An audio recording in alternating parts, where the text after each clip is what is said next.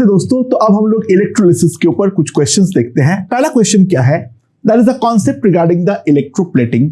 ठीक है, in the electroplating a square plate of like iron metal has to be plated. उसका जो side length है that is equal to 10 centimetre, और जो हमारा प्लेट का थिकनेस है उसको प्रैक्टिकली हम नेग्लेक्ट कर सकते हैं। It is a very very very very thin plate. जो हमारा सिल्वर का लेयर बनना चाहिए वो हमारा यूनिफॉर्म थिकनेस का बनना चाहिए, वो हमारा एक यूनिफॉर्म थिकनेस का बनना चाहिए of 1 micrometre. The density is equals to 10.8 gram per cc. उसका इलेक्ट्रोलिसिस के दौरान अगर मैं करंट का इस्तेमाल कर रहा हूं 0.965 एम्पियर, ठीक है, then we have to calculate the time required for it. Obviously जो इलेक्ट्रोप्लेटिंग है उस पे हम लोग जो सिल्वर का कंसेंट्रेशन Ag प्लस का जो कंसेंट्रेशन वो हम इस्तेमाल करेंगे, सॉरी जो Ag प्लस है वही हम इस्तेमाल करेंगे और वो हमारा Ag में कन्वर्ट होने वाला है। यानी the reaction that is going to take place during the electroplating will be Ag plus electron gives you Ag solid, and this one has to be uniformly deposited over the square plate. अच्छा, total surface area कितना होगा? ध्यान दो, जो हमारा total surface area होगा that total surface area will be 2 into 10 square centimeter square। क्योंकि obviously जो हमारा आयरन प्लेट है उसका फ्रंट और बैक दोनों तरफ हमें प्लेटिंग करनी पड़ेगी, तो सरफेस एरिया जो होगा that will be equals to 200 centimetre square. ये है हमारा सरफेस एरिया। ठीक है, नाउ अब अगर हम लोग इसके बारे में समझे, जो थिकनेस हमें चाहिए वो थिकनेस हमें कितना चाहिए? 1 माइक्रोमीटर। जो हमें थिकनेस चाहिए that is equals to 1 micrometre, और 1 माइक्रोमीटर हमें दोनों तरफ चाहिए, फ्रंट और बैक दोनों तरफ चाहिए। तो कुल मिला के जो हमारा कोटिंग बनेगा वो 2 माइक्रोमीटर का बनेगा। वो बात समझो, कोटिंग का थिकनेस 1 माइक्रोमीटर होने का सिंपल मतलब ये होता है जो हमारा दोनों तरफ है वो दोनों तरफ हमारा 1 माइक्रोमीटर का लेयर जो है वो हमारा बनना जरूरी है। तो टोटल थिकनेस जो है वो है मेरा 2 माइक्रोमीटर का, सिंगल साइड में है 1 माइक्रोमीटर का। तो जो हमारा वॉल्यूम ऑफ कोट होगा that will be equals to 200। 1 micrometer is 10 to the power minus 4 centimetre. तो कुल मिला के जो मेरा वॉल्यूम आ जाएगा that will B 2 into 10 to the power minus 2 centimetre cube. ये इंपॉर्टेंट पार्ट को समझो। ठीक है, हमारा स्क्वायर प्लेट का 2 सरफेस होगा, फ्रंट और बैक, और दोनों में 1-1 माइक्रोमीटर का लेयर जो है वो हमारा बनना चाहिए। गलती मत करना, 100 into 10 to the power minus 4 मत कर देना। ठीक है, या तो 100 into 2 into 10 to the power minus 4 करो टोटल, क्योंकि जो कोटिंग लेयर बनेगा थिकनेस वो हमारा 2 माइक्रोमीटर का बनेगा, या फिर total surface area into thickness कर दो तो भी हमारे पास टोटल वॉल्यूम जो है वो हमारा बन जाएगा। यहां पर अक्सर जो गलती होती है, यहां पर 2 के बदले तुम 1 लिख सकते हो, दैट इज एब्सोल्युटली रॉन्ग, क्योंकि हमें दोनों सरफेस पे 1-1 माइक्रोमीटर का लेयर जो है वो हमें चलाना पड़ेगा। So that is the volume of the coating. तो mass of coating, the mass of the coating will be equals to 2 into 10 to the power minus 2 into 10.8 ग्राम। ठीक है, तो सिंपल सी बात है, moles of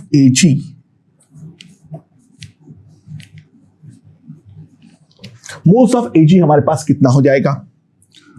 2 into 10 to the power minus 2 into 10.8 divided by 108, that will be equals to 2 into 10 to the power of minus 3।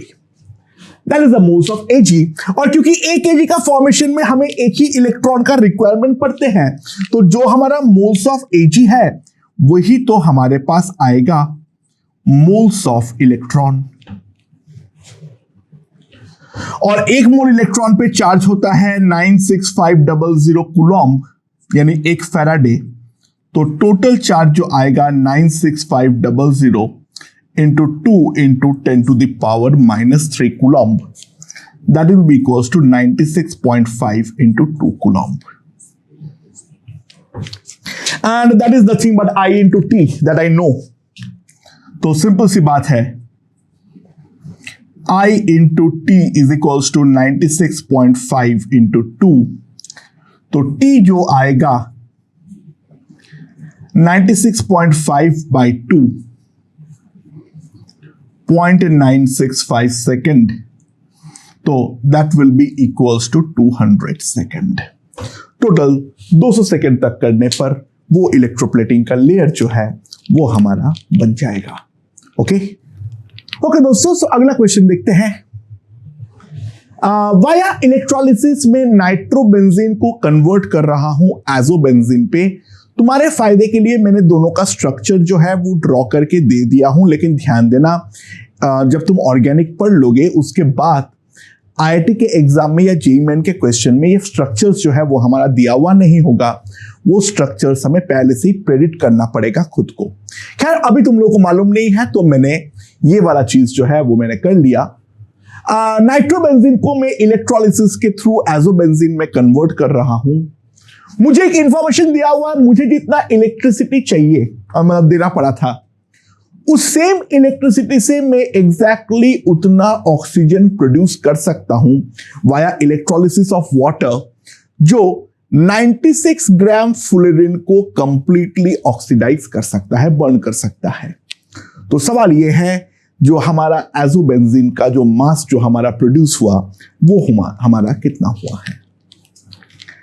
अच्छा, before I proceed any further, हमें दोनों में नाइट्रोजन का जो ऑक्सीडेशन नंबर है इन नाइट्रोबेंजीन एंड इन एजोबेंजीन वो मुझे निकालना पड़ेगा। तो मैं अगर नाइट्रोबेंजीन के बारे में देखूं तो नाइट्रोबेंजीन का स्ट्रक्चर कुछ इस प्रकार से होता है।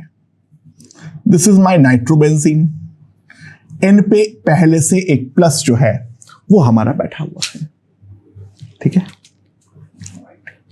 अच्छा, नाइट्रोजन के बारे में अगर मैं देखूं, नाइट्रोजन के बारे में अगर मैं देखूं तो 2 ऑक्सीजन के साथ बॉन्ड जो है वो बना रखा है, ठीक है, एक तरफ और दूसरी तरफ एक, तो टोटल 3 बना रखा है। और उन तीनों के चलते जो आएगा, उन तीनों के चलते हमारे पास आ जाएगा +3। लेकिन एक बॉन्ड जो है वो एक बॉन्ड तो कार्बन के साथ भी बना रखा है, तो उसके चलते कंट्रीब्यूशन होगा -1। तो नाइट्रोजन अगर न्यूट्रल होता तो वो मेरा +2 होता, बट ऑलरेडी नाइट्रोजन पे एक प्लस है, तो oxidation state of nitrogen that will be equals to +3। +2 तो बॉन्ड्स के कारण है, और खुद जो एक फॉर्मल चार्ज लेके बैठा हुआ है +1, उस कारण पे oxidation state of nitrogen that is coming out to be equals to +3, जो हम लोग यहां पर साफ साफ देख सकते हैं, ठीक है, राइट। चलो, सो फार सो गुड। अब क्या है,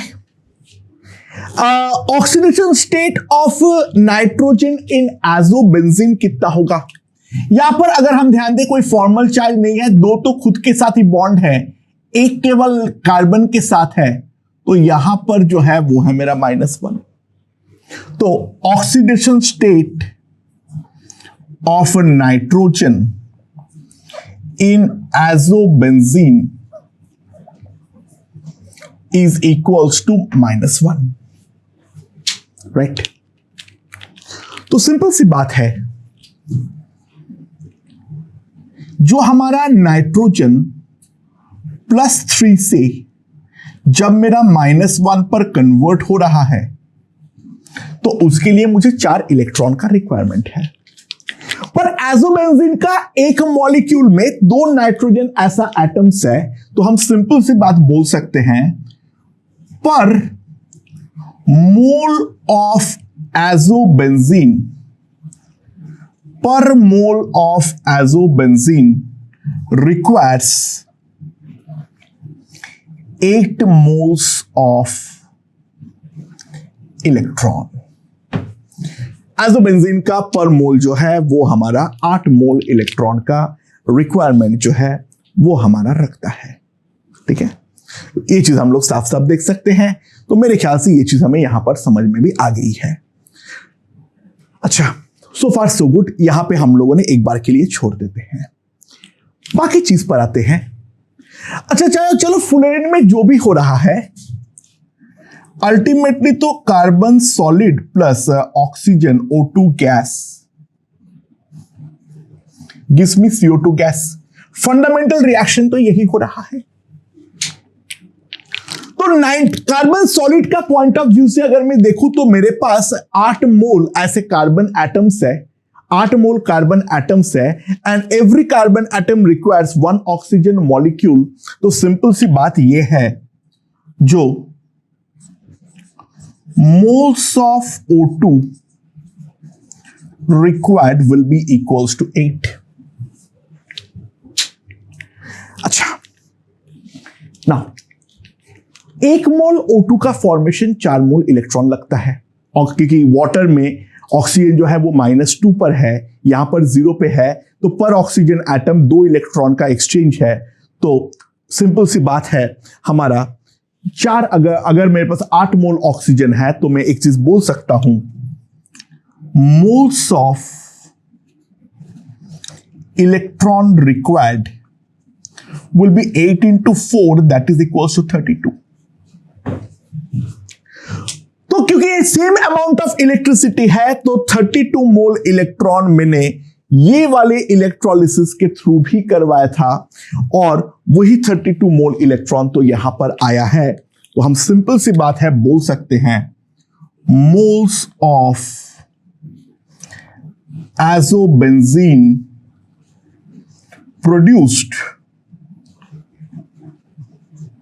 will be equals to 32 by 8 that is 4।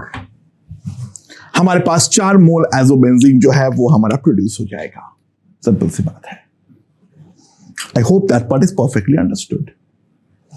अच्छा, एजोबेंजीन का मॉलिक्यूलर वेट कितना है? ठीक है, एजोबेंजीन का मॉलिक्यूलर वेट कितना है? अगर हम देख ले, बेंजीन में एक हाइड्रोजन की कमी है तो बेंजीन खुद जो होता है 78 होता है, तो 77 into 2 और नाइट्रोजन के चलते 28, तो 154 plus 28 that is equals to 182 gram per mole. ठीक है, बट ये मेरा प्रोड्यूस हुआ है 4 मोल। तो सिंपल सी बात है, mass of azobenzene produced is equals to 182 into 4 that is equals to 728 ग्राम। यहां पर भी हम देख सकते हैं सिंपल मोल कॉन्सेप्ट के ऊपर बेस करते हुए ये सवाल को हमने आसानी से सॉल्व कर डाले हैं। ओके दोस्तों, अगला क्वेश्चन देखते हैं। एक मेटल जो है वो 2 ऑक्सीडेशन स्टेट पे एग्जिस्ट करता है, वो है +x और +y, जहां पे x जो है वो हमारा ग्रेटर देन y है।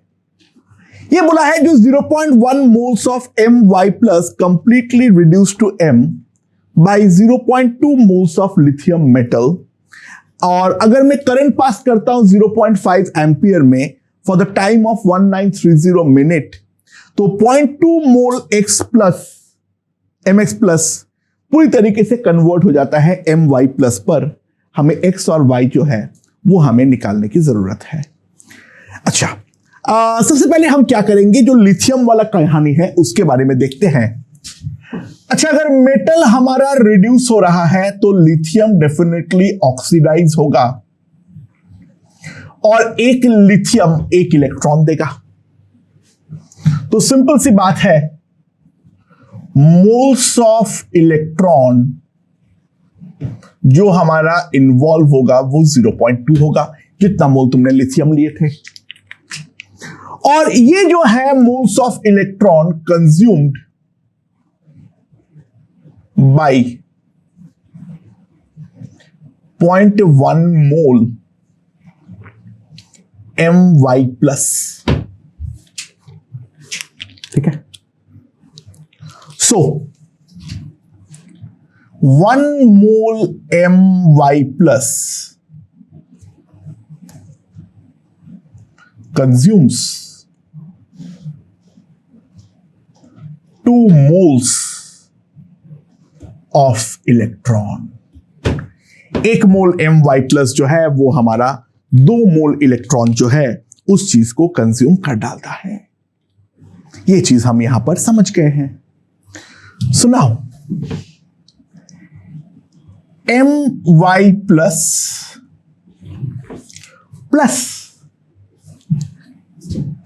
2 electron gives me M metal, यही तो बोला हुआ है, right?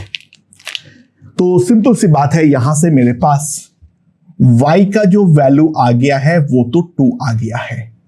From the first information we have found Y and that is going to be equals to 2.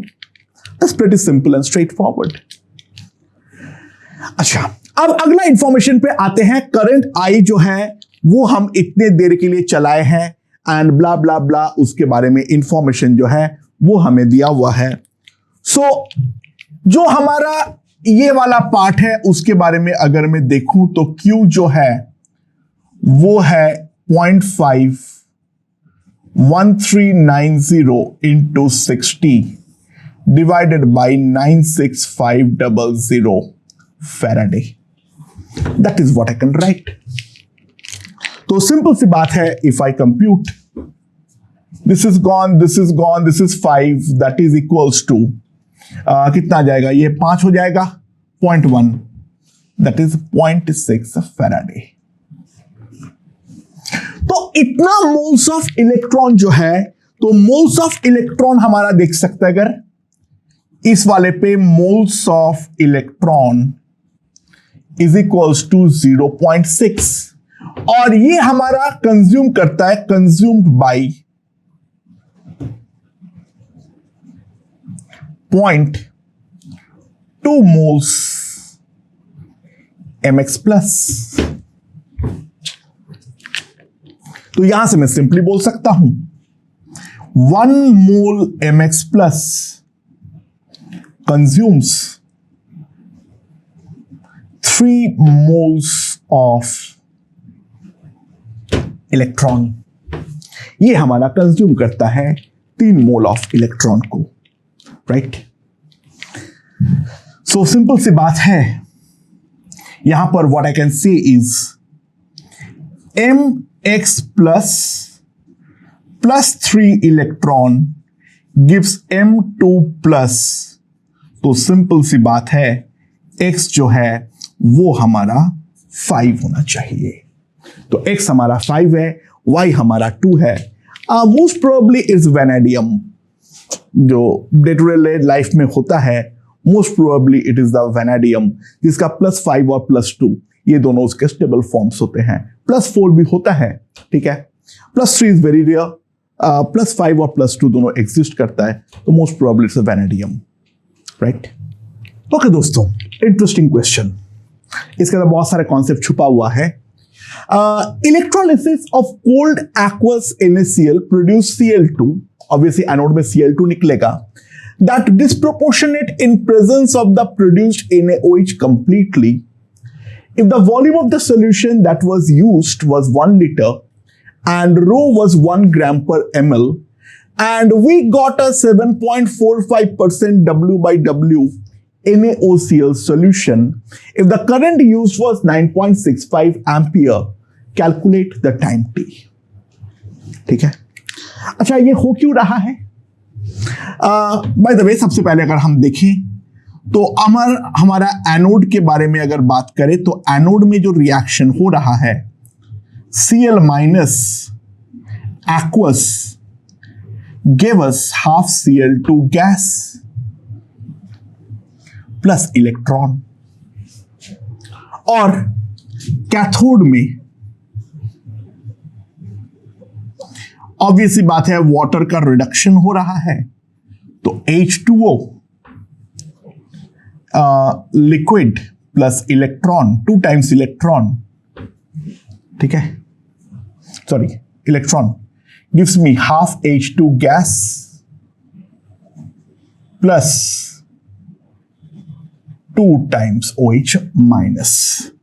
तो बेटर ये है इसको मल्टीप्लाई कर दो, ये हमारे पास आ रखा है, ठीक है।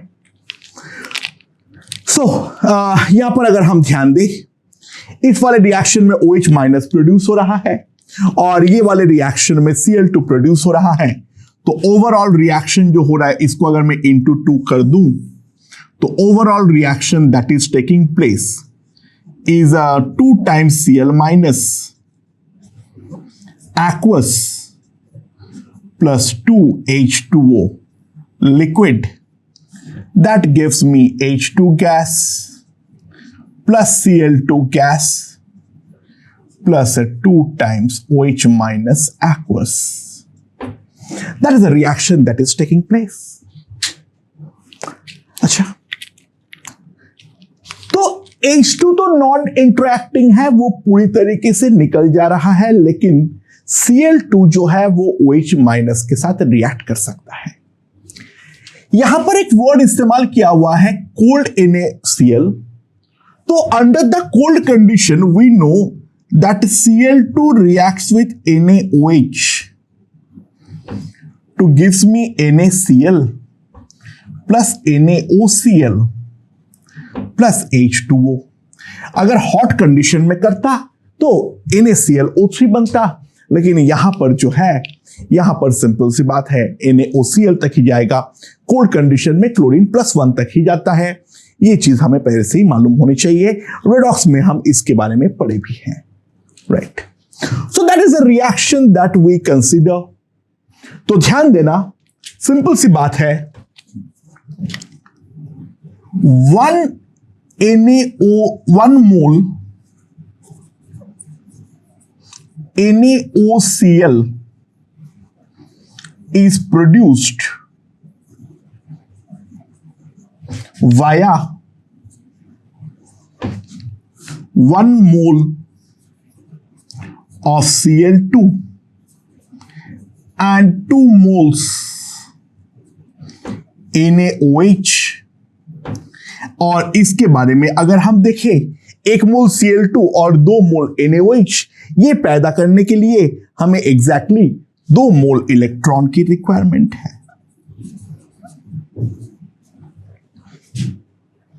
तो जो चार्ज हमें पास करना पड़ेगा that is going to be equals to 2 Faraday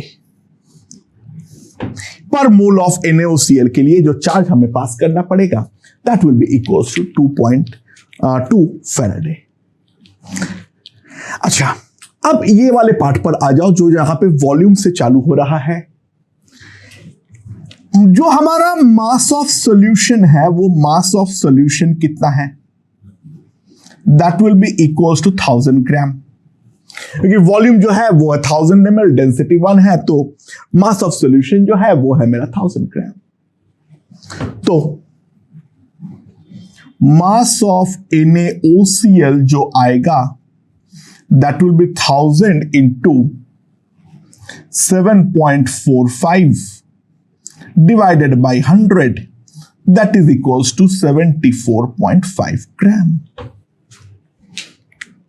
और NaOCl का अगर हम मॉलिक्यूलर वेट निकालें तो 23 plus 16 plus 35.5, that will be 7.5 gram.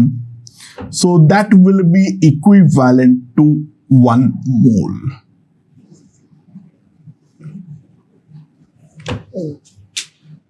तो 1 मोल NaOCl बनाना है, उसके लिए चार्ज हमने निकाल लिए हैं 2 फैराडे, ठीक है। तो सिंपल सी बात है, what I can write is that 9.65 into T is equals to 96500 into 2। तो अगर हम ध्यान दें तो T मेरे पास आ जाएगा 1 2 3 4 2 into 10 to the power of 4 seconds। हमारे पास जो ये आ जाएगा that will be equals to 2 into 10 to the power of 4 seconds। मेरे ख्याल से ये चीज हमें सब कुछ सही में किया हूं, हाँ सही किया हूं। टी जो आएगा वो आएगा 2 into 10 to the power of 4 seconds, right. Okay दोस्तों, एन इंटरेस्टिंग क्वेश्चन।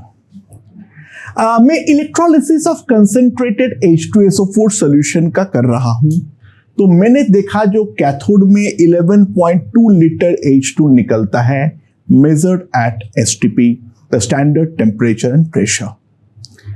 अच्छा, एनोड में 2 पॉसिबिलिटीज था, उसके बारे में हमने बातचीत किए थे। उसके अंदर मेजर रिएक्शन जो होता है वो तो हमारा मार्शल्स एसिड का प्रोडक्शन होता है, लेकिन दूसरा ऑक्सीडेशन ऑफ वाटर होना भी संभव था और O2 गैस का निकलना भी संभव था। और सच्चाई तो ये है, मार्शल्स एसिड का प्रोडक्शन और एनोड से O2 का रिलीज दोनों प्रैक्टिकली हमारा हमेशा साइमल्टेनियसली ही चल रहा होता है। तो सवाल यहां पर यह है, जो एनोड में O2 गैस हमारा कितना प्रोड्यूस होने वाला है, ठीक है, राइट। अच्छा, एक बात देख लो, कैथोड में रिएक्शन तो हमारा फिक्स है। कैथोड में the reaction that is going to occur is H plus electron gives me half H2 gas। Cathode में ये वाला रिएक्शन तो फिक्स है, राइट। अच्छा, मोल्स ऑफ H2 प्रोड्यूस्ड, कितना मोल H2 हमारा प्रोड्यूस हो रहा है? दैट विल बी 11.2 by 22.4, क्योंकि STP है, दैट विल बी 0.5। कैथोड में हमारा इतना मोल H2 बन रहा है, और एक H2 को बनाने के लिए 2 इलेक्ट्रॉन चाहिए। तो सिंपल सी बात है, जो हमारा मोल्स ऑफ इलेक्ट्रॉन इन्वॉल्व बोलेंगे, that moles of electron involve will be 0.5 into 2 and that will be equals to 1। इतना मोल इलेक्ट्रॉन जो है वो हमारा इन्वॉल्व होगा कैथोड में। और क्योंकि जो हमारा कैथोड में होता है वही हमारा एनोड में भी होता है, so that will be equals two moles of electron at anode.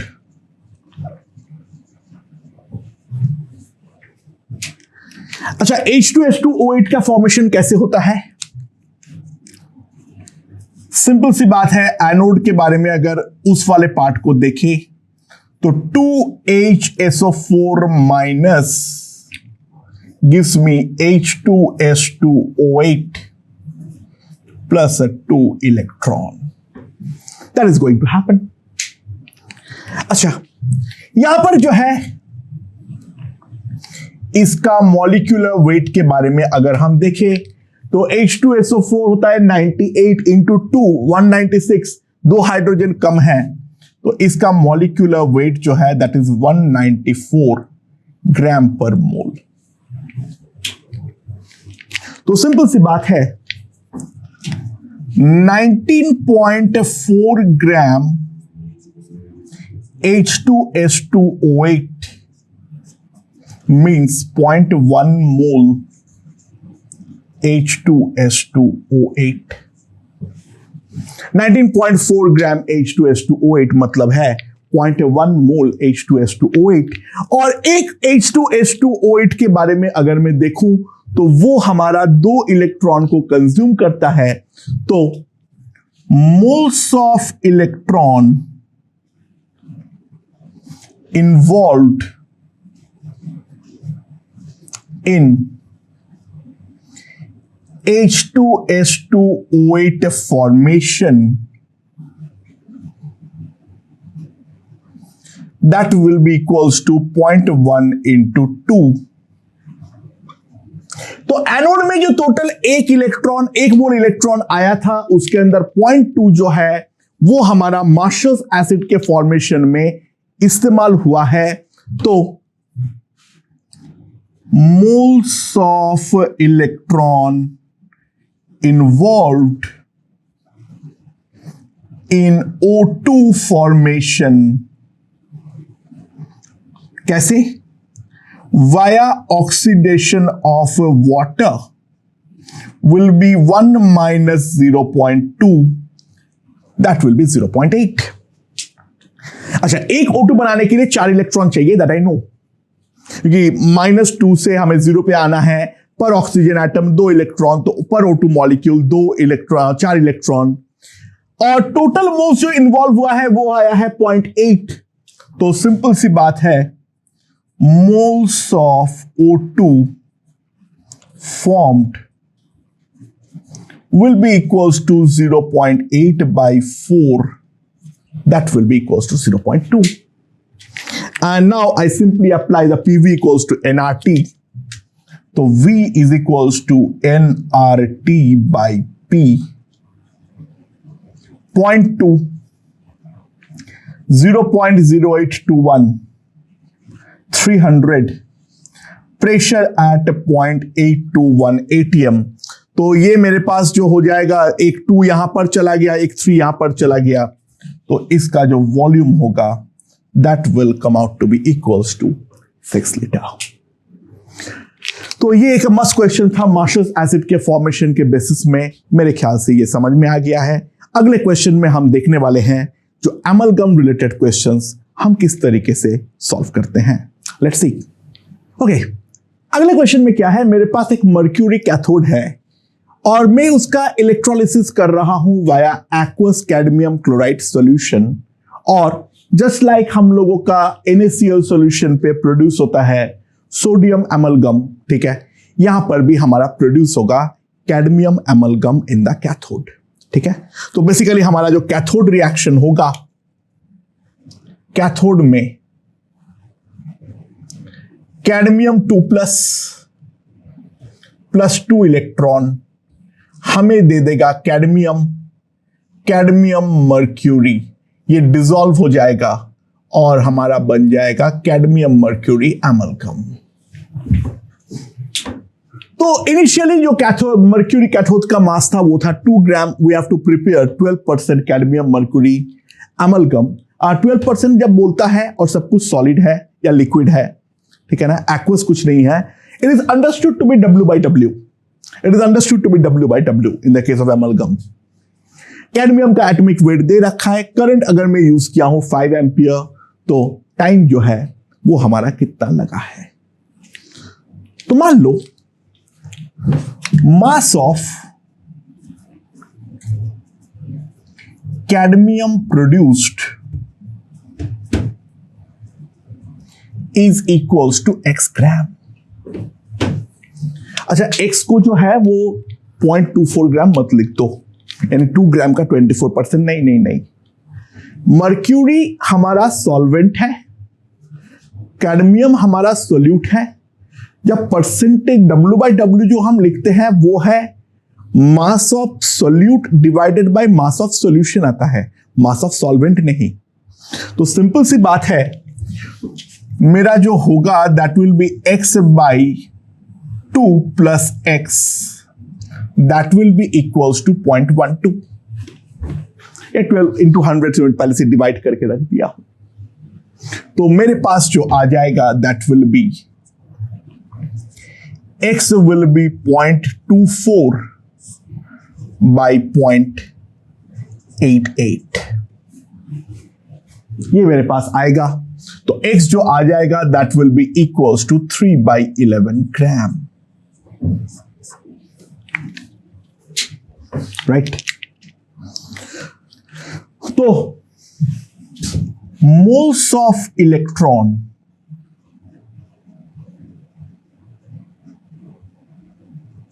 इतना ग्राम मतलब इतना मोल्स कैडमियम, इतना ग्राम मतलब इतना मोल कैडमियम इनटू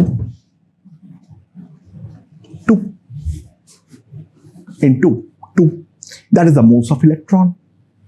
and इसको अगर हम ध्यान दें तो मेरे पास आ जाएगा 3/11 into 56 तो 56 616,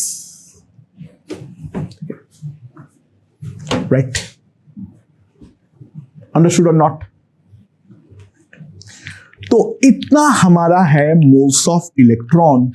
तो जो करस्पॉन्डिंग चार्ज होगा Q, that will B 96500 into 3 divided by 616 coulomb.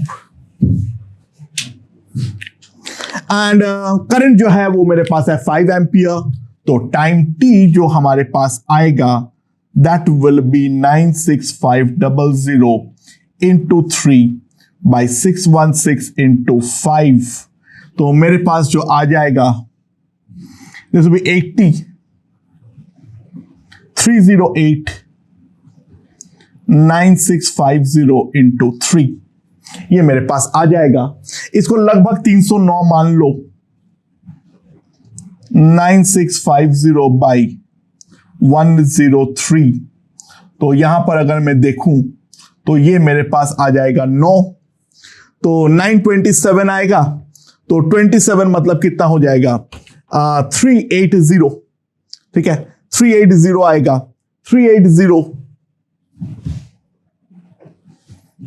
ठीक है, 309 होगा तो 290 आएगा इंटू 2। तो लगभग जो हमारे पास आने वाला है that will come out to be equals to 93.2 second. इतनी देर के लिए लगभग हमें ये प्रोसीड करना पड़ेगा, तब जाके हमें इतना % कैडमियम एमलगम मिलने वाला है। ओके दोस्तों, अगला क्वेश्चन देखते हैं। टाइम जो है वो सेकंड पे है, आई जो है वो एम्पियर में है। जो हमारा आई का वेरिएशन है with time that is given by the equation T square plus I square equals to 25। तो टोटल कितना सिल्वर हमारा डिपोजिटेड होगा at the cathode? The solution is Ag plus solution for the time interval of 0 to 5 second. ठीक है, अच्छा, अगर मैं इसका ग्राफ ड्रॉ करूं, ये मेरा T है, ये मेरा I है मान लो।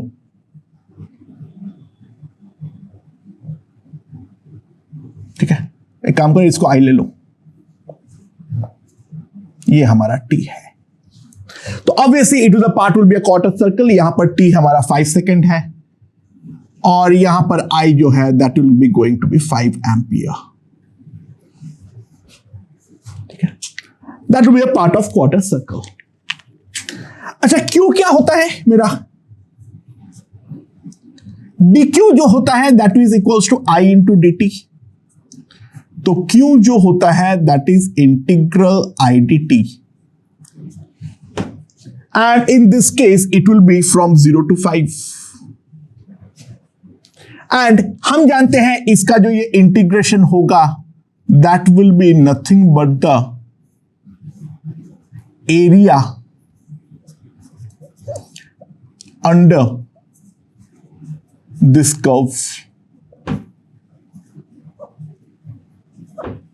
that will be the area under this curve। तो ये हमारा क्वार्टर सर्कल है, रेडियस 5 यूनिट का है। तो एरिया A जो आएगा तो 1/4 इंटू पाई r स्क्वायर। सो 25/4 इंटू 22/7 कूलॉम्ब, ये हमारे पास आ जाएगा। तो this will be the area. इतना कूलॉम्ब जो है वो हमारे पास चार्ज है। तो सिंपल सी बात है, जो हमारा मोल्स ऑफ इलेक्ट्रॉन होगा that moles of electron will be 25/4 into this divided by 96500। That will come out to be equals to the moles of electron। ठीक है, and जितना मोल electron that is going to be equals to the moles of Ag। ठीक है, तो हमारे पास जो आ जाएगा mass of Ag that will come out to be 25 by 4 into 22 by 7 into 96500 into 108 gram. That is what I'm going to get. And if I compute, it comes out to be 0.022 gram approximately. Please compute it. इसमें compute करके रखा हूं. जो mass of Ag हमारा total deposit होगा, that will be equals to 0.022 gram. Question ऐसे आसानी था. मेन जो ये वाला concept है, उसके लिए मैंने ये वाला question उठाया था. Right? Okay, a pretty interesting one. मेरे पास एक मैंने डैनियल सेल बनाया हूं और उस डैनियल सेल पे एक एक्सटर्नली बैटरी भी लगा रखा हूं 0.8 वोल्ट का. ठीक है. जो एक्वस सॉल्यूशंस है वो दोनों का 1 मोलर है और दोनों का जो हमारा E naught of the reactions they are given. तो सवाल ये है, जो ये वाला सेटअप क्या एक इलेक्ट्रोलाइटिक सेल की तरह बिहेव करेगा या फिर क्या एक गैल्वेनिक सेल की तरह बिहेव करेगा? हमें वो काम जो है वो इस पे सोचने की जरूरत है. ठीक है. अगर सब कुछ हमारा स्टैंडर्ड कंडीशन पे है तो ई सेल जो होगा वो हमारा इनॉट सेल ही होगा. राइट. उसके बारे में हमें सबसे पहले यहां पर ध्यान देना है. तो दो पॉसिबिलिटीज के बारे में सबसे पहले बात करता हूं. मान लो जो हमारा सेटअप है वो हमारा काम करता है एज इलेक्ट्रोलाइटिक सेल. मान लो यहां पर ये हमारा एक इलेक्ट्रोलाइटिक सेल की तरह बिहेव करता है.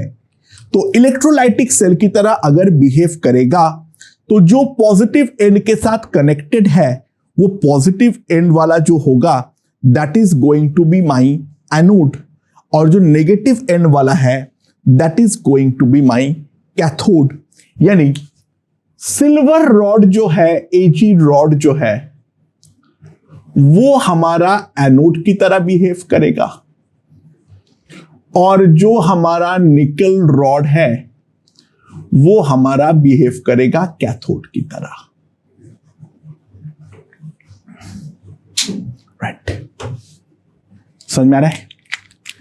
सो अगर ये एनोड की तरह बिहेव कर रहा है तो ऑब्वियस सी बात है जो हमारा एनोड रिएक्शन होना पड़ेगा that silver will go to Ag plus electron और जो हमारा कैथोड है वहां पर तो रिडक्शन होना पड़ेगा. तो Na2 plus 2 electron gives me निकल. That are the reactions. अगर ये इलेक्ट्रोलाइटिक सेल की तरह बिहेव करना है so these has to be the reactions and overall अगर मैं सेल रिएक्शन देखूं तो 2 times Ag plus Na2 plus gives me nickel plus 2 Ag plus. That is what I can write. ठीक है. और ये वाले का जो इनॉट सेल होगा जो हमारा सेल के पॉइंट ऑफ व्यू से that will be equals to E naught Ag gives Ag plus E naught nickel 2 plus gives me nickel. And ये वाले का अगर मैं ध्यान दूं तो दैट गिव्स मी -0.8 वोल्ट. ये जो है that will be equals to -0.8 volt और Na2 plus gives me nickel इसका है -0.25 volt. So that will be -1.05 volt.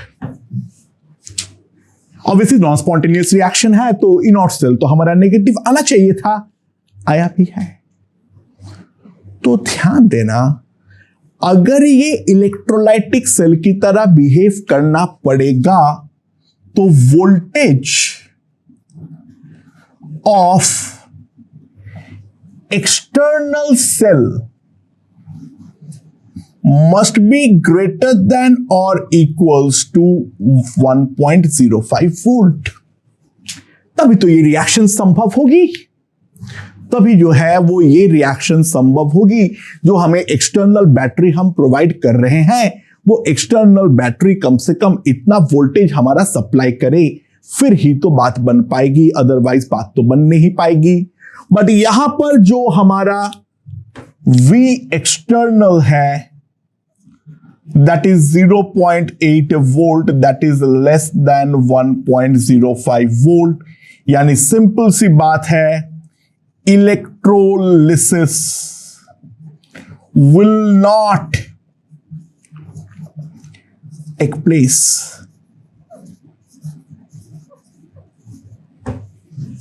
तो इलेक्ट्रोलाइटिक की तरह तो ये बिहेव कर ही नहीं सकता है, यानी this battery in the forward sense, yani galvanic cell is a powerful cell as compared to the external battery. So this will be an electrolytic cell and the lower one is going to be the galvanic cell.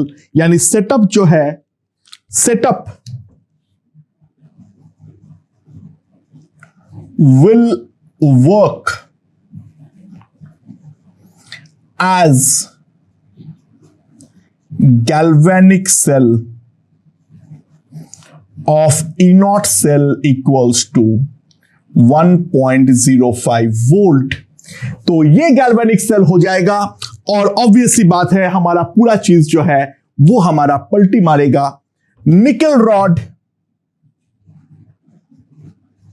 मेरा anode बन जाएगा और silver rod वो बनेगा हमारा cathode. तो reaction जो हमारा होने वाला है, एनोड पे अगर हम देखें तो nickel gives me Ni2 plus 2 electron that is going to take place. तो एनोड में निकल 2+ जो है वो हमारा प्रोड्यूस होगा एंड कैथोड में Ag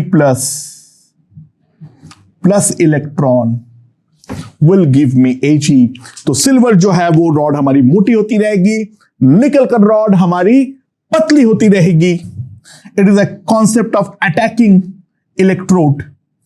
तो द रिएक्शन इज निकल solid plus 2 Ag plus aqueous gives me nickel 2 plus aqueous plus Ag solid। Obviously इसका कंसंट्रेशन जो है वो हमारा टाइम के साथ बढ़ती रहेगी, Ag प्लस का कंसंट्रेशन कम होती रहेगी। तो reaction proceeds till E cell becomes 0.8 volt और 0.8 वोल्ट हो जाने के बाद हमारा वहां पर जो है रिएक्शन स्टॉप कर जाएगा, क्योंकि दोनों बैटरीज का स्ट्रेंथ जो है वो हमारी इक्वल बन चुकी है। This is a very very very very important concept. बात को समझो। Same cell galvanic, same setup galvanic और इलेक्ट्रोलाइटिक दोनों की तरह बिहेव कर सकता है एंड कब कैसे बिहेव करेगा उसका पूरा एनालिसिस जो है वो मैं यहां पे तुम लोगों के लिए करके दे दिया हूं। ओके, अगला क्वेश्चन देखते हैं। H2A2 बनाने का एक बहुत बढ़िया तरीका होता है अमोनियम बाइसल्फेट का इलेक्ट्रोलिसिस। अमोनियम बाइसल्फेट अगर कंसंट्रेटेड सॉल्यूशन में लेता हूं तो that breaks as NH4+ plus H+ plus sulfate। Sulfate goes to the anode to get oxidized to S2O8 plus 2 electron। Cathode में हाइड्रोजन हमारा निकलता है। NH4 whole twice H2O8 जो बनेगा उसका अगर मैं हाइड्रोलिसिस करवाता हूं तो फिर वापस अमोनियम बाइसल्फेट मिल जाता है with the formation of H2O2 and we get the 100% yield in this hydrolysis reaction। Question का कुछ पार्ट्स है, पहला 2 पार्ट कनेक्टेड है, तीसरा पार्ट कुछ अलग है। पहला पार्ट में क्या बोला है, जो करंट अगर 100 एम्पियर है और टाइम मेरा 965 सेकेंड है और मास ऑफ H2O2 जो मेरा प्रोड्यूस हुआ है वो अगर मेरा 12.75 ग्राम है तो हमें ईटा जो है वो कंप्यूट करना है। Right, let's see. सिंपल मूल कॉन्सेप्ट का सवाल है यार, एक H2O2 बनाने के लिए एक H2O8 चाहिए होगा और एक H2O8 के लिए हमें 2 इलेक्ट्रॉन चाहिए होगा। तो सिंपल सी बात यह है, जो 1 मोल H2O2 requires 2 mole of electron, जब हमारा एफिशिएंसी 100% हो तब। ठीक है, 1 मोल H2O2 के लिए 2 मोल इलेक्ट्रॉन हमें चाहिए था, अगर एफिशिएंसी 100% होता है तब। राइट। अच्छा, फर्स्ट और सेकंड पार्ट को मैं साथ में करता हूं। तो I जो है वो है मेरा 100 एम्पियर, T जो है वो है मेरा 965 सेकेंड। तो चार्ज Q जो होगा 96500 into 100 by 96500 faraday, that is simply equals to 1 faraday. तो सिंपल सी बात है, मैंने 1 mole electron is passed in both cathode and anode. 1 mole electron is passed. That implies 0.5 moles H2O2. That is the expected one. इतना तो हम expect करेंगे जब 0.5 मोल H2O2 बनेगा, यानी H2O2 जो हमारा बनना चाहिए दैट इज इक्वल टू 17 ग्राम। पर बना जो है वो मेरे पास 12.75 ग्राम ही बना है। तो सिंपल सी बात है, जो हमारा ईटा होगा that will B 12.75 by 17 into 100%। यहां पर अगर हम देखें तो ये 9 हो जाएगा, ये 8 हो जाएगा, तो this will be equals to 75%।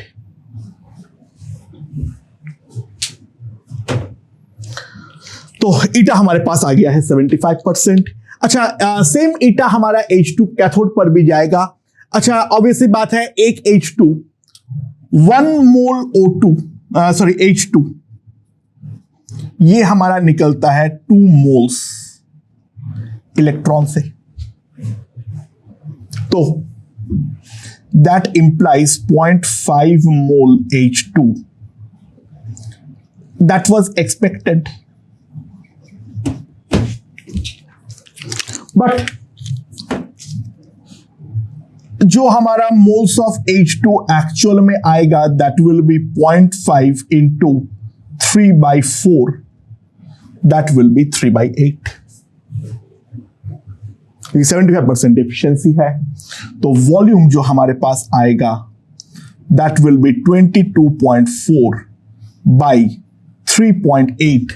तो अगर मैं इसको डिवाइड कर दूं थोड़ा सा, तो कितना आ जाएगा 2.8 इंटू 3, तो 2.8 इंटू 3 8.4 लीटर। इतना H2 जो है वो हमारा निकलने वाला है। That's simple. अच्छा, थर्ड पार्ट अलग है, ये बेसिकली रेडॉस का क्वेश्चन है, ध्यान दो। अगर I2 और हाइपो में क्या रिएक्शन होता है, I2 plus 2 times Na2S2O3 that gives me Na2S4O6 plus 2 times Na। अच्छा, हाइपो जो है वो है मेरे पास 0.01 मोलर, वॉल्यूम है 100 ml, तो कितना मिलीमोल्स है, 1 मिलीमोल हमारे पास ये है। तो I2 जो मुझे चाहिए दैट विल बी 0.5 मिलीमोल। ठीक है, बट ये I2 आएगा कहां से, ये I2 आएगा कहां से? H2O2 Ki को रिड्यूस करके H2O2 plus Ki, that will give me KOH plus I2. That is a reaction that is going to take place. तो यहां पर अगर मैं ध्यान दूं, simple balancing gives us this. तुम रिडॉक्स भी देख सकते थे। H2O2 प्लस 2 टाइम्स किया it gives 2 KOH plus I2। तो जितना मोल I2 उसका उतना ही मोल H2O2। तो H2O2 भी हमें 0.5 मिलीमोल्स चाहिए, और एक H2O2 का प्रोडक्शन में 2 मोल इलेक्ट्रॉन चाहिए। तो moles of electron is equals to 1 millimole. And ये अगर मेरे पास 1 मिलीमोल है तो सिंपल सी बात है, this will be equals to 96.5 coulomb. Current जो है वो मेरे पास है 100 बहुत ज्यादा हो गया, इसको 1 एम्पियर कर लो, कोई ना, कोई नहीं देख रहा है, कर लो, ठीक है। करंट जो है वो है मेरा 1 एम्पियर, इतना चार्ज हमें चाहिए। तो टाइम जो है टी वो होना चाहिए 96.5 सेकेंड, ठीक है। 1 एम्पियर थोड़ा सा गड़बड़ बात है। बेसिकली ये वाला प्रोडक्शन पे हम करंट डेंसिटी को एक्सट्रीमली हाई रखते हैं, वो एक इंपॉर्टेंट फंडा है जो हमें पता होना चाहिए, राइट।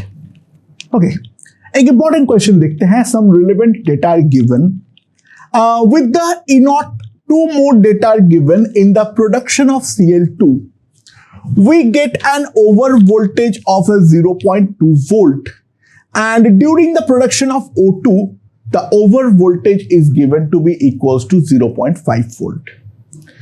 तो मैं एक aqueous NaCl का इलेक्ट्रोलिसिस कर रहा हूं, और उस इलेक्ट्रोलिसिस के दौरान मैंने देखा जो एनोड पे Cl2 और O2 जो है वो मुझे साइमल्टेनियसली मिल रहा है। तो NaCl का कंसेंट्रेशन कितनी होगी?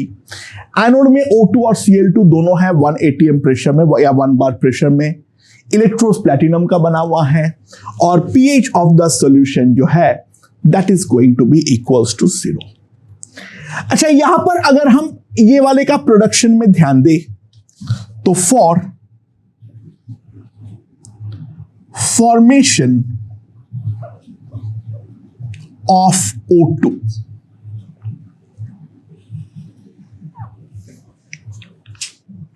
सिंपल सी बात है, क्योंकि pH हमारा 0 दे रखा है तो ये वाला चीज हमारा स्टैंडर्ड की तरह ही बिहेव करेगा, क्योंकि इसका प्रेशर भी 1 बार है, कंसेंट्रेशन ऑफ H प्लस जो है वो भी मेरा 1 मोलर है। तो सिंपल सी बात है, जो E0 डिस्चार्ज हमारा होने वाला है that E0 discharge will be minus 1.28, but over voltage को भी कंसीडर करना मत भूलना, that will be minus 1.78 volt, ठीक है। और फॉर डिस्चार्ज जो हमारा फॉर्मेशन ऑफ Cl2 है, जो हमारा E0 डिस्चार्ज होगा, ध्यान देना यहां पर Cl माइनस जो है वो स्टैंडर्ड पे नहीं है, तो E0 डिस्चार्ज जो है वो है, ओवर वोल्टेज करना मत भूलना, that will be minus 1.6 volt. So try to realise, अगर Cl माइनस का कंसेंट्रेशन, अगर Cl माइनस का कंसेंट्रेशन 1 मोलर होता तो हर हाल पे Cl2 ही डिस्चार्ज होता, O2 हमारा डिस्चार्ज नहीं होने वाला था।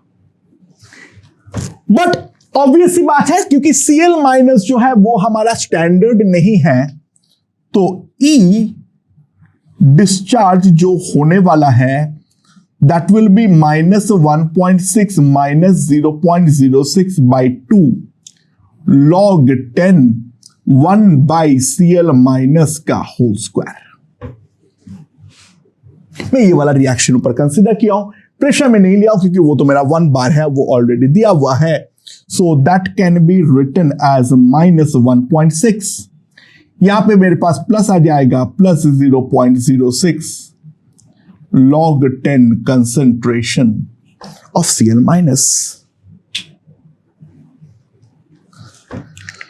सो Cl माइनस में जैसे जैसे कम करता रहूंगा, जैसे जैसे मेरा Cl माइनस का कंसेंट्रेशन कम होता रहेगा, जो डिस्चार्ज का पोटेंशियल है वो भी तो हमारा कम होता रहेगा, और डिस्चार्ज का पोटेंशियल कम होता रहेगा तो ऑब्वियस सी बात है for simultaneous production of Cl2 and O2, for the simultaneous discharge of Cl2 and O2, what I can write is E of discharge for Cl2 must be equals to E naught discharge of O2. इन दोनों का discharge potential हमारा definitely same होना पड़ेगा, तो what I can write is -1.78 will be equals to -1.6 log 6 10 to the 10 base में Cl minus का concentration. That is what I can write. तो यहां पर अगर हम ध्यान दें तो यहां पर आ जाएगा मेरे पास -0.18 0.06 log 10 Cl माइनस. तो Cl माइनस का कंसेंट्रेशन आ जाएगा 10 to the power -3 molar.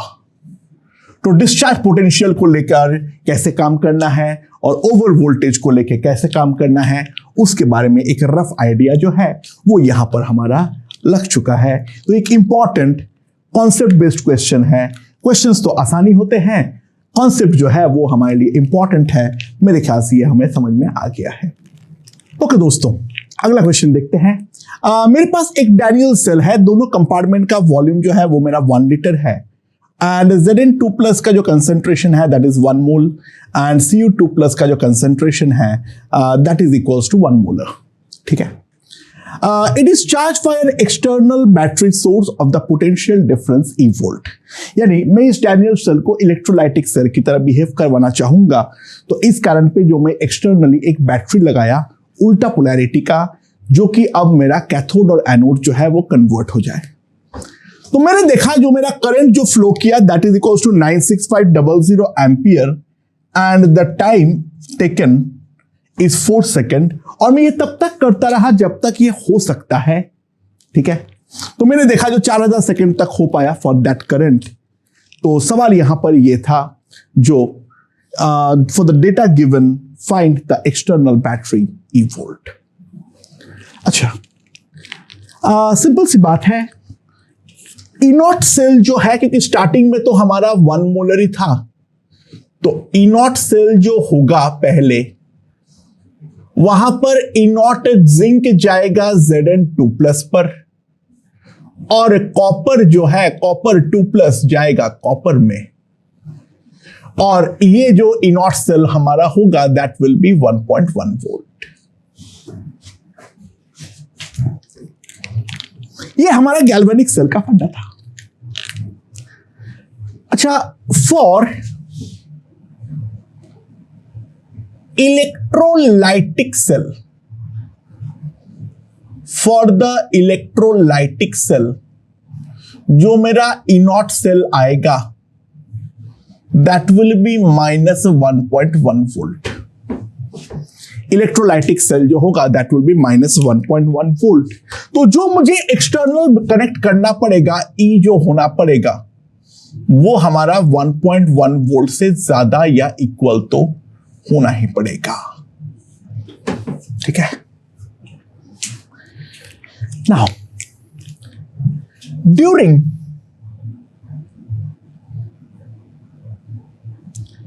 Electrolysis,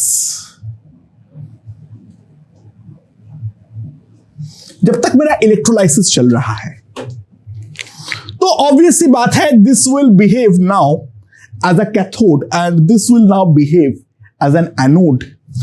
तो हमारा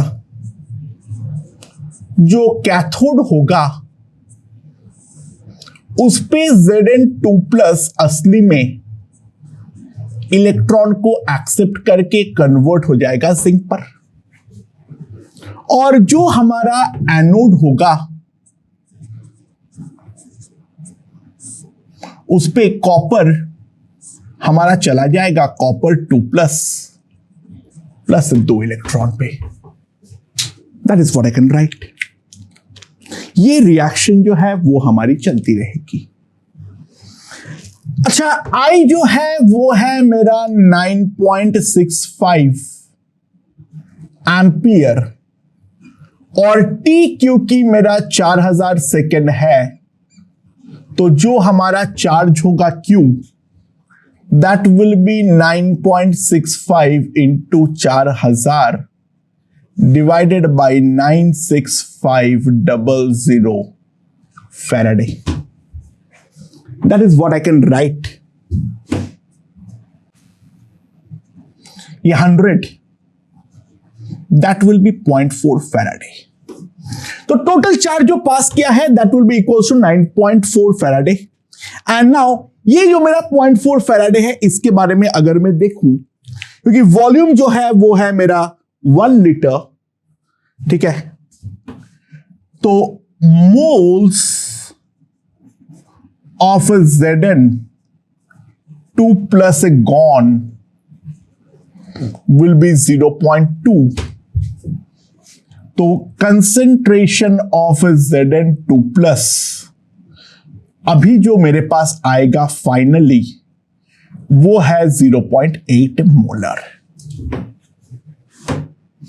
और मोल्स ऑफ कॉपर 2+ फॉर्म्ड, ये भी तो मेरा 0.2 है, तो concentration of copper 2 final that will B 1.2 molar. तो यहां पर जो इलेक्ट्रोलाइटिक रिएक्शन हो रहा है, वो इलेक्ट्रोलाइटिक रिएक्शन हो क्या रहा है? Zn2+ aqueous plus copper solid giving me Zn solid plus copper 2+ aqueous. That is the reaction that is taking place in the electrolytic cell. और ये वाला इलेक्ट्रोलाइटिक सेल का जो E cell होगा that will be E0 cell, that will be minus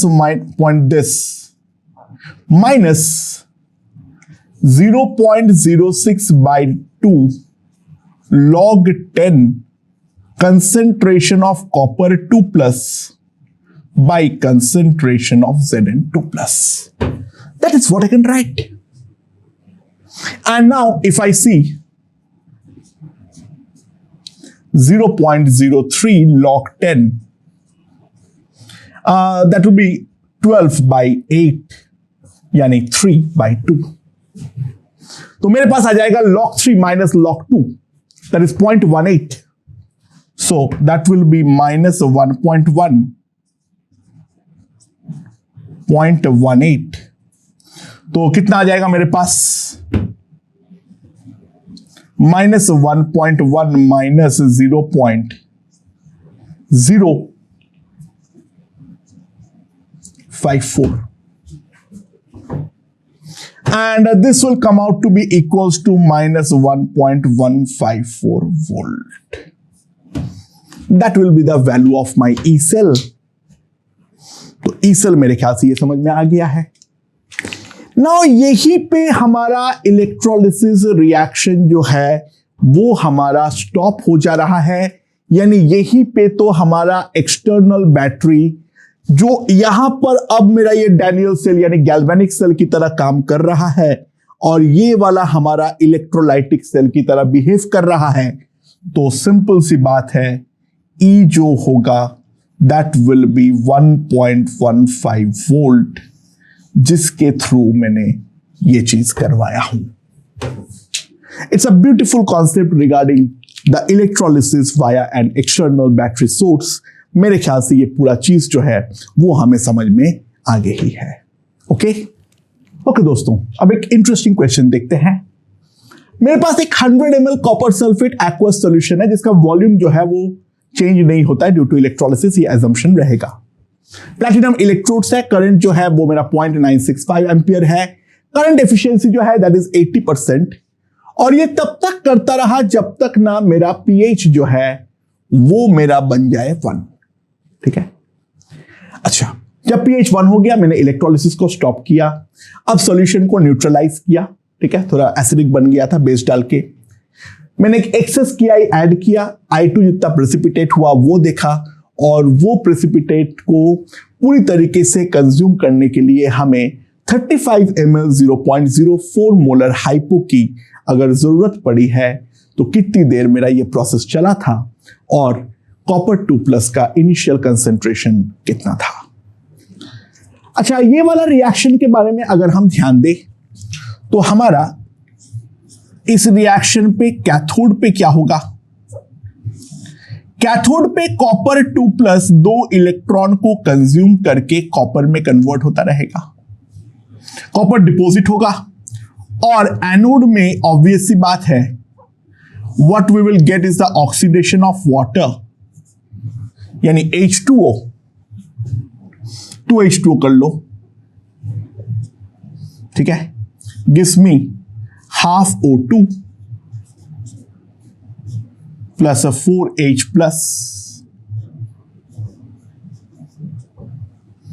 plus a 4 electron. ठीक है, मेरे ख्याल से ये चीज समझ में आ गया है।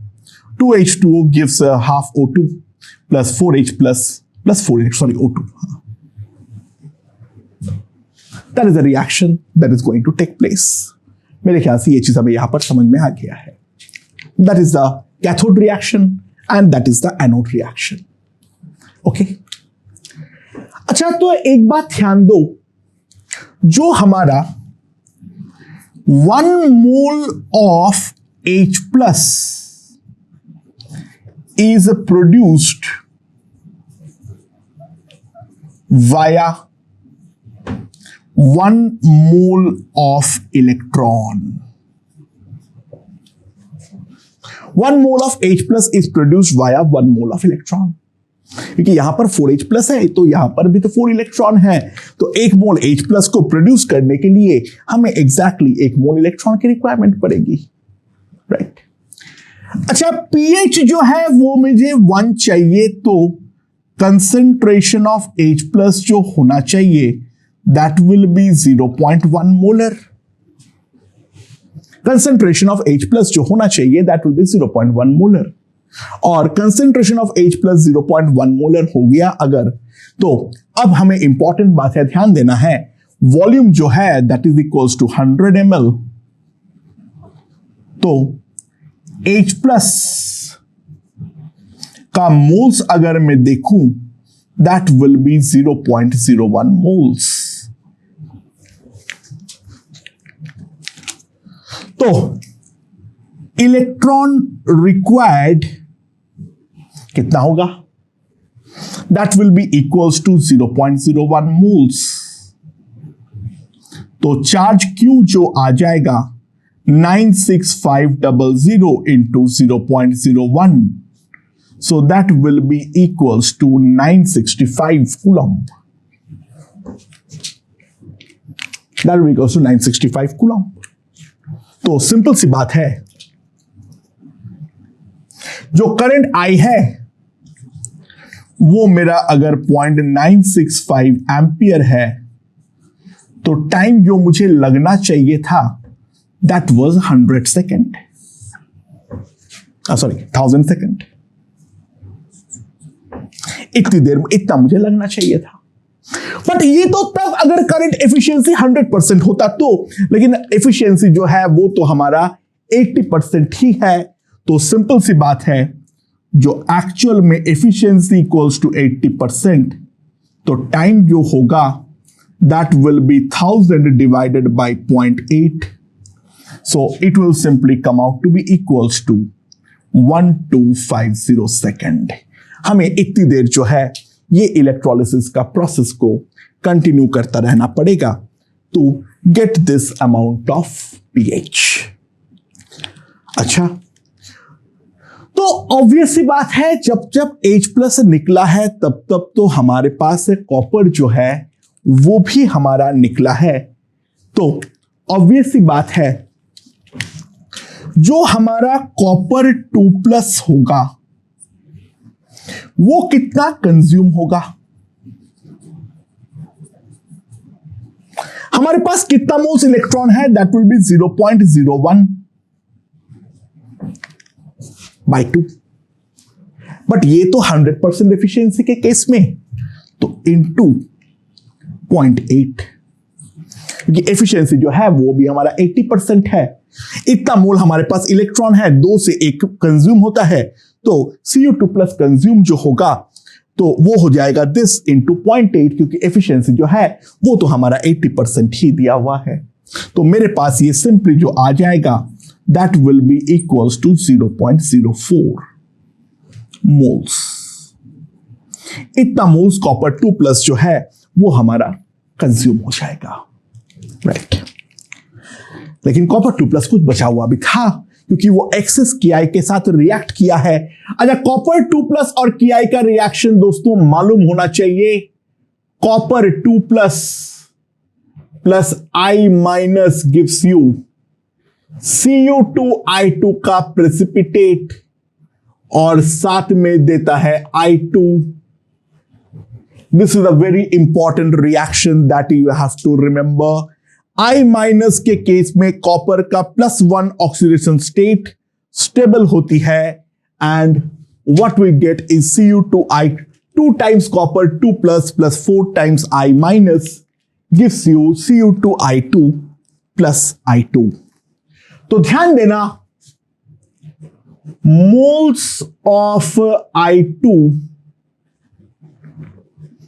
will be equals to half into moles of Cu2+. This is what I can write. अच्छा, I2 का हाइपो के साथ क्या रिएक्शन होता है? तो ध्यान दो, I2 plus 2 times Na2H2O3 hypo gives me Na2S4O6 plus 2 times Na। अब ये हाइपो का रिक्वायरमेंट जो हो रहा है वो हो रहा है 35 ml 0.05 मोलर, तो that will B 35 into 0.04, that will be equals to 1.4 millimoles।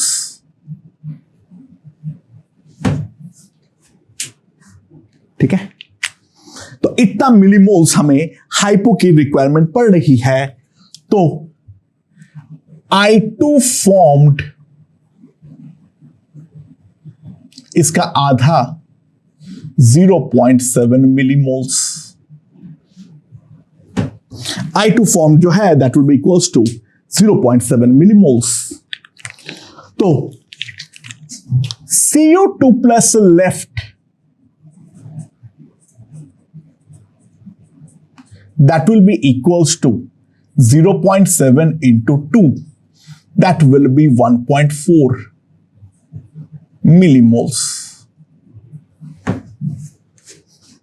ठीक है, समझ में आया? मेरे ख्याल से ये चीज हमें यहां पर समझ में आ गया है। मैंने यहां पर एक बहुत बड़ा घोटाला किया हूं, अभी कांड होता मेरे साथ।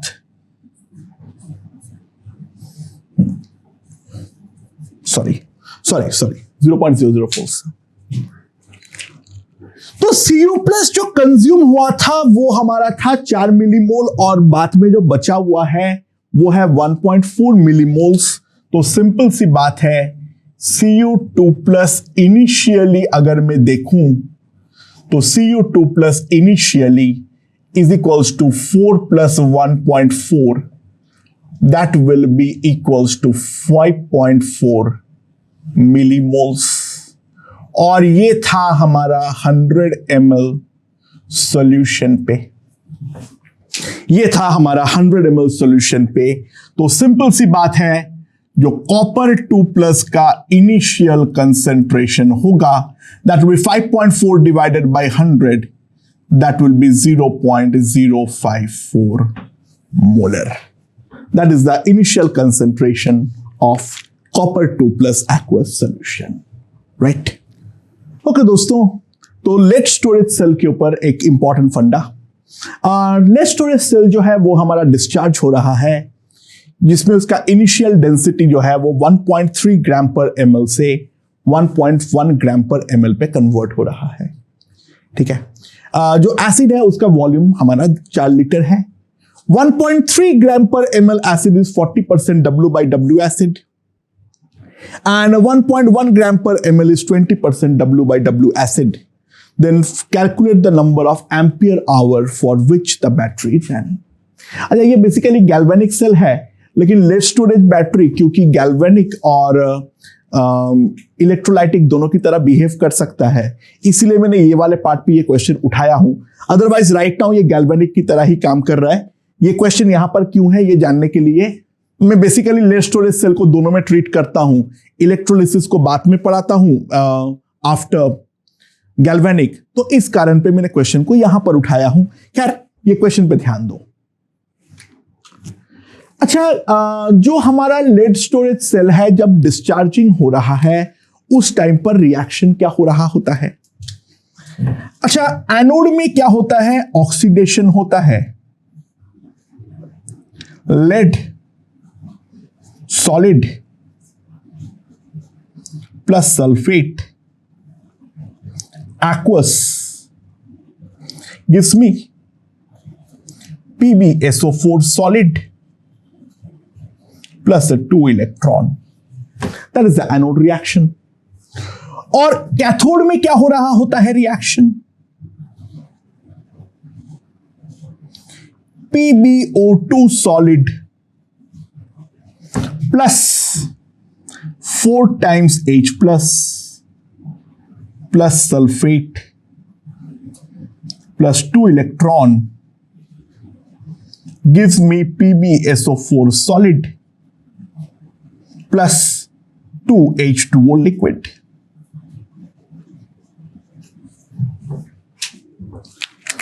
So the net reaction, if we see, Pb solid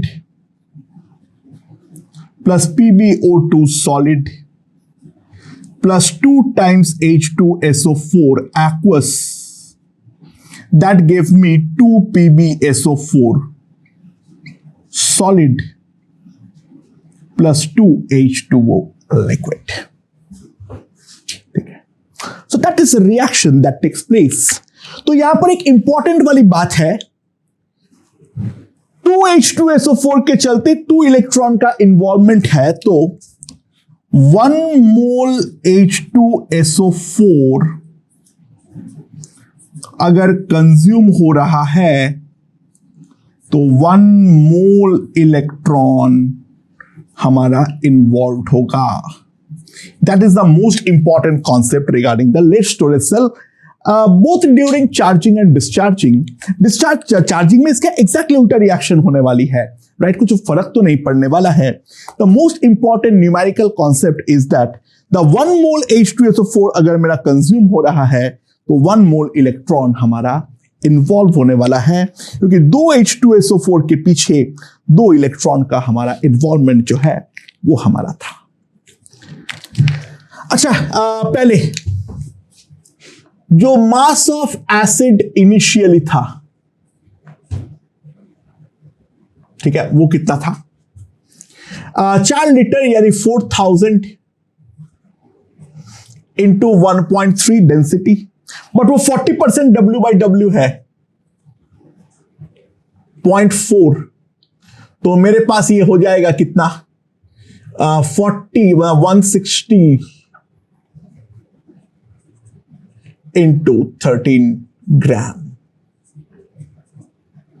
तो कितना हो जाएगा मेरे पास ये? 160 इंटू 13, 48 प्लस कितना हो जाएगा?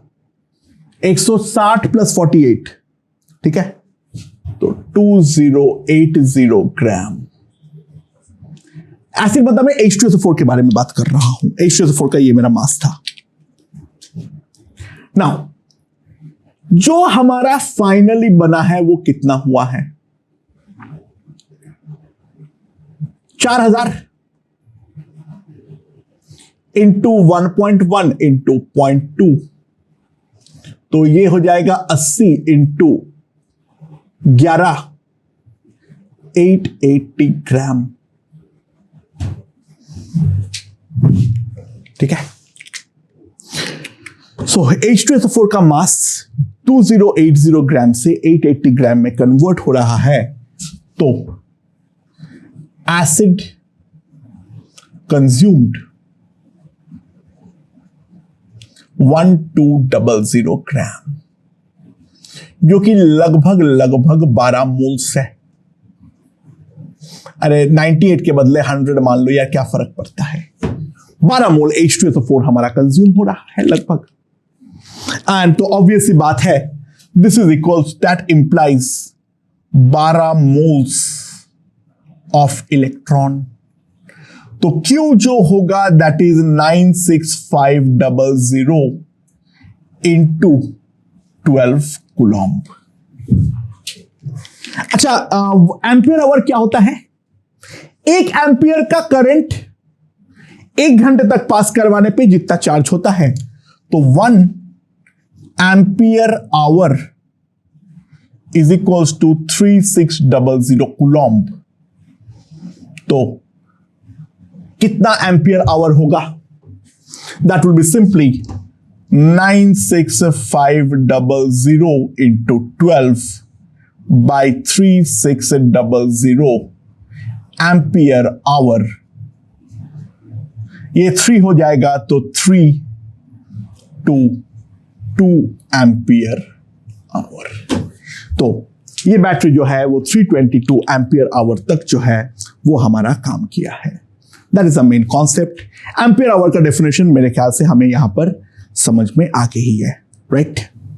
तो दोस्तों, इलेक्ट्रोलिसिस के ऊपर जितने भी क्वेश्चंस मुझे कराना था वो सारे के सारे मैंने यहां पर करा दिया हूं। मोटे मोटे दौर पे मेरे ख्याल से इलेक्ट्रोलिसिस के बारे में हमें समझ में आ चुका है। ठीक है, अब हम लोग इलेक्ट्रोलाइटिक कंडक्शन की ओर आगे बढ़ते हैं। बाकी जितने भी वेरिएशंस हो सकते हैं, कब गैल्वेनिक बनेगा, कब इलेक्ट्रोलाइटिक बनेगा, ओवर वोल्टेज वगैरह का कॉन्सेप्ट भी और मूल कॉन्सेप्ट के ऊपर बेस करते हुए बहुत सारे क्वेश्चंस हमने सॉल्व कर लिए हैं। Now let's move on to electrolytic conduction. Let's C.